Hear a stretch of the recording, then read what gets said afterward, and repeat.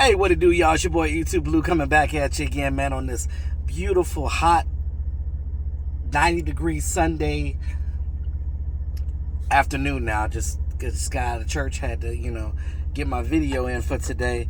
Just recapping, I'm going to recap the first week of training camp, and some things I liked, some things I didn't like, but, it is training camp. You have to take some things with a grain of salt because they are implementing new playbook things, like especially on offense, and definitely a whole new defense with Eberflus. With that being said, breaking news: the Cowboys just re-signed tight end Jake Ferg, Iceberg Ferg, to an extension, 4-year extension, $52 million. $30 million guaranteed. He's slightly above what, if y'all remember when we had Dalton Schultz, he's making a little bit more than what Dalton Schultz makes, which now makes him the highest paid tight end in franchise history. Not other teams, just the franchise, just the Dallas Cowboys organization. Shout out to Ferg. It's funny because Micah still needs his contract, right, or wanting his extension, but Ferg gets signed. I kind of figured that something was going to happen, that another player was going to get signed before Micah, because just the way that, and this just lets you know that it ain't the Joneses holding up the contract. And see, everybody keeps saying, oh, the Joneses are holding up these contracts. They're waiting so long to sign these players. Some of that is true, but remember, that agent, I think ain't it the same agent? No, it's the same agent that no. Dak has Drew Roll. I don't know.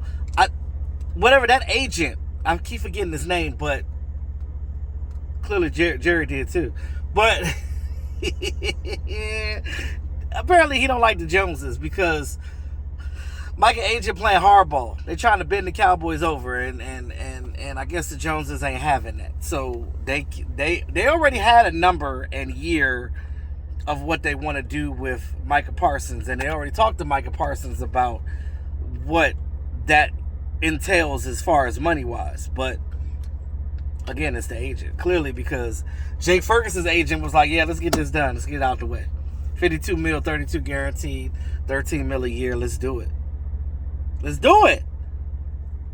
You know what I'm saying? So, shout out to Jake Ferg getting that contract. Just real quick on Jake Ferg. He's going to eat this year. So, those of you that are Cowboy fans, and if y'all doing football fantasy this year, I know everybody want to get the receivers, but y'all make sure y'all get Jake Ferg. Make sure y'all get Jake Ferg, because, let me tell you something. He is going to ball this year. With the weapons of CeeDee Lamb and George Pickens on this team now, it is going to open up those seam routes so big for Jake Ferg. A lot of reasons why last year he wasn't successful was, one, because Dak wasn't playing like that because he was injured. Two, because our offensive line play was so trash last year that he had to help on the line. He wasn't able to do what he normally does and be a tight end other than just in a blocking scheme. He had to help block literally 90% of the time. So because of that, this is where we are. Now,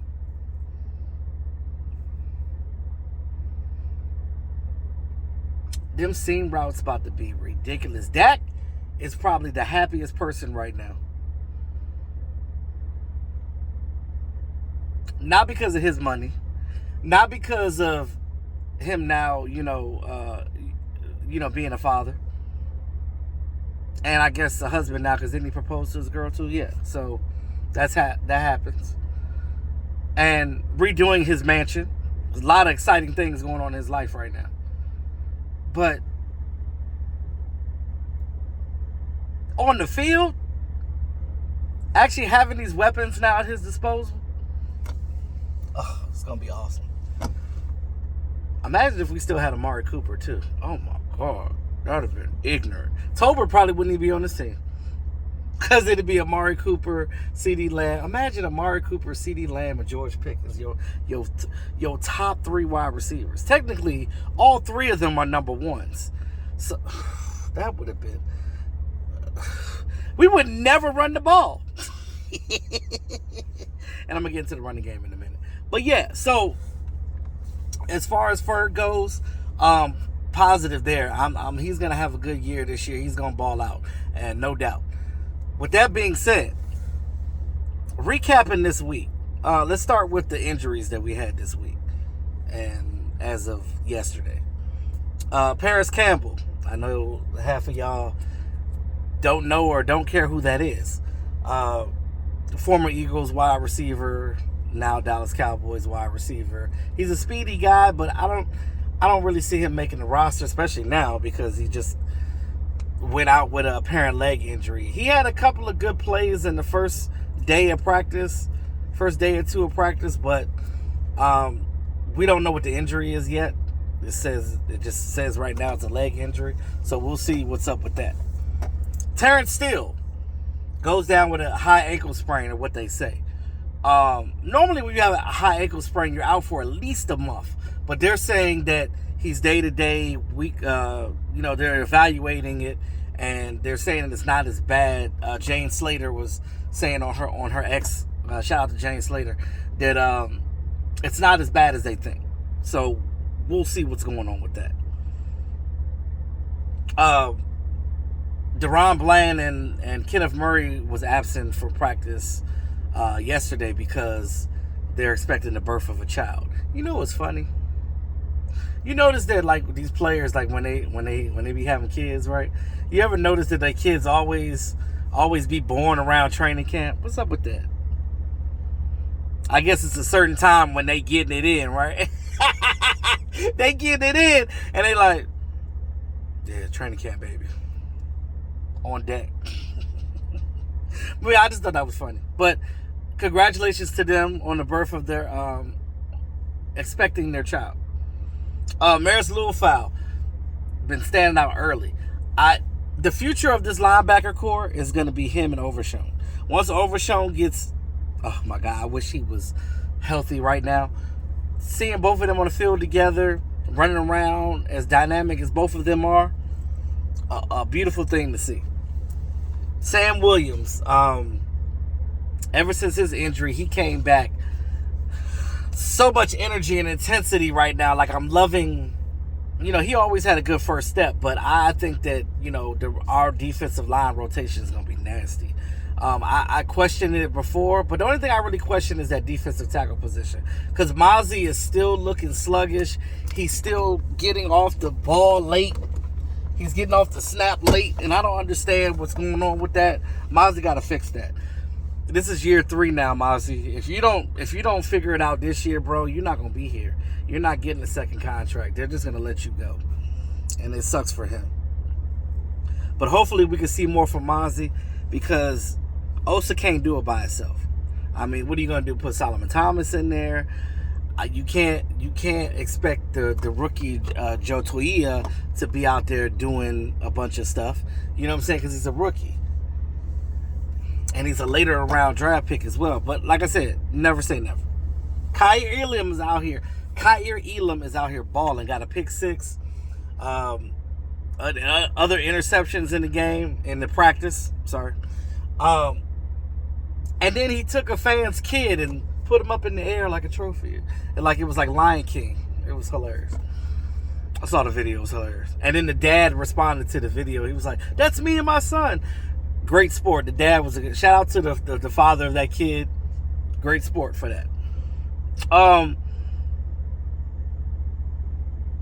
like what I've seen with Kaiir Elam so far. I just still think that we need cornerback help because Trayvon Diggs is not healthy. Siobhan Revel is not healthy.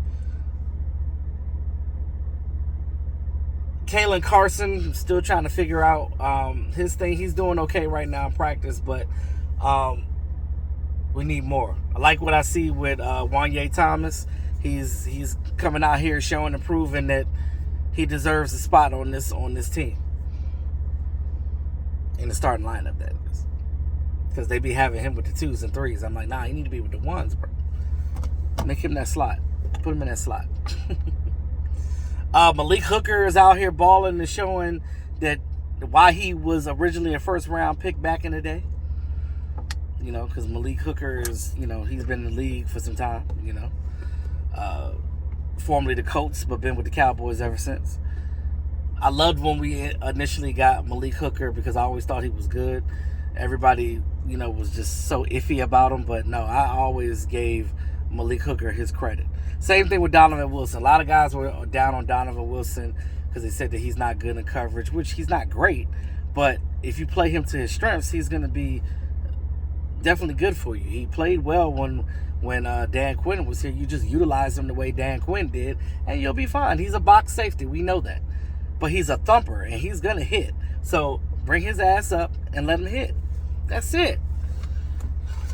Hit, and that's it. But as far as training camp battles go, the defense is getting their thing. The offense is getting their thing. I know a lot of people are seeing a lot of interceptions. Like, well, why is Dak and them throwing all these interceptions? Well, one is training camp, right? They are implementing the offense. They are still getting rapport with all of the receivers that haven't been here before. They're putting new wrinkles in the offense. You got a whole new, basically, running back crew other than Deuce Vaughn. Everybody else is new, technically. So everybody's getting acclimating and learning the quarterback and learning the blocking schemes and stuff like that, and the intensity level. Now, as far as the coaching staff goes, I am loving what Schottenheimer is doing right now. Now, no offense to Mike McCarthy, but look, we wasn't seeing this before, right? Mike McCarthy was not doing what we were doing. Mike McCarthy was, I don't know, real soft with this team, right? We didn't have the discipline. The discipline is there. First day, what was it, the first day or the first or second day? It was earlier this week, but Schottenheimer got in they asses, pause. Corralled the whole team because there was a fight between, who was it? Marquise Bell threw a punch at the tight end Neville, and I guess that punch hit Troy Pride by accident, and it knocked Troy Pride out. And he got up, but he was disoriented, and Schottenheimer didn't like that shit. He stopped practice, corralled them, and basically said, I don't give a damn what happened. I don't want to see no punches, or you getting off my field, period. You're going to get off the field, you're going to get fined, and you can probably get cut. I love to see that because Mike McCarthy wasn't doing that. Now, you're going to have a couple of scuffles. There was a scuffle between CeeDee Lamb and Keemon Hall. Those are fine. You're going to get a little bit of stuff. But there should be no punches thrown at each other. First of all, your teammates. Second of all, why would you punch somebody that got a helmet on? That's dumb. Like, because when I played football, if I got into a scrap with somebody, we were just pushing. Because I'm not punching nobody with no helmet on with my raw fists. Are you serious? That's like punching a brick wall. Are you stupid? But anyway, I just say I love the intensity. I love that they're scrappy out there. I don't like them throwing punches. So Brian Schottenheimer did his thing, corralling the team and letting them know what he not gonna take, what he not gonna stand, and that's it. He stood on business, and I love to see that. That's what this team was missing. This team was missing discipline. Discipline. That discipline is going to help them throughout this season with these games, so they can move forward and be successful. So that's a good sign. I love to see that. The way the practices have been run, real quick, before I end this video, it's been, like I said, high intensity. It's been, you know how in most practices, like Michael McCarthy would say, oh, well, let's stop and redo that. No. The way Shotty is doing it now, it's run the plays, run the next play, run the next play, run the next play. And then when we finish practice, we will go back and review that tape of that practice.